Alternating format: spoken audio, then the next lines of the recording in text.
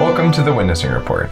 This is Hansel and Jim and Craig and AJ and Lyle and Jesse. this week, Jim went witnessing with our friend Kirk in Seattle on Friday night, and then the rest of us went witnessing Saturday night as well.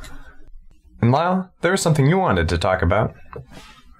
we had this lady come up to our table. We had 3 stations last night, and this lady comes up and she just says, "So, what are you guys part of, or what are you guys doing here?" And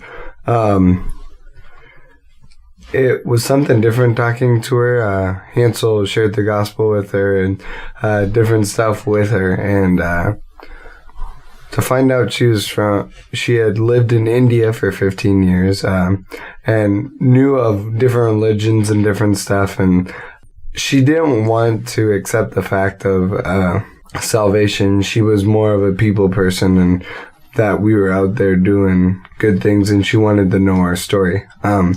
But even talking with her, it was cool to see God working in that way, and the different things we were able to say to her. And at points, she directed the conversation over to me, and I'm not a big talker most of the time, and so it was interesting to see God working in that way, and see how God was giving me the words to say in that situation, how he was using Hansel to talk to her also.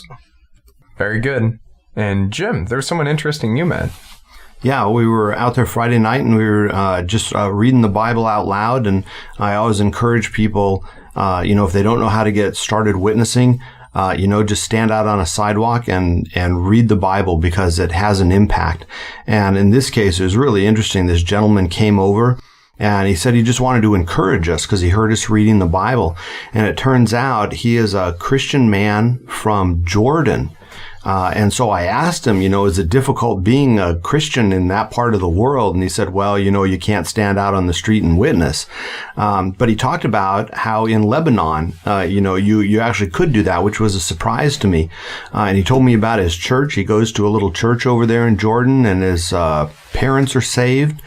And he was just talking about how God is saving people in the Middle East. I mean, you hear about all the terrible things going on right now, and Christians literally whose lives are in danger every single day in all different parts of the Middle East. And yet, with all that hanging over them, their faith is just incredibly strong. And listening to this young man, he told me his testimony about how he got saved, and it was just amazing. And he had a recent tragedy with his father losing his life, but his father saved, and he talked about, these are the trials that we go through in life, but we have heaven to look forward to.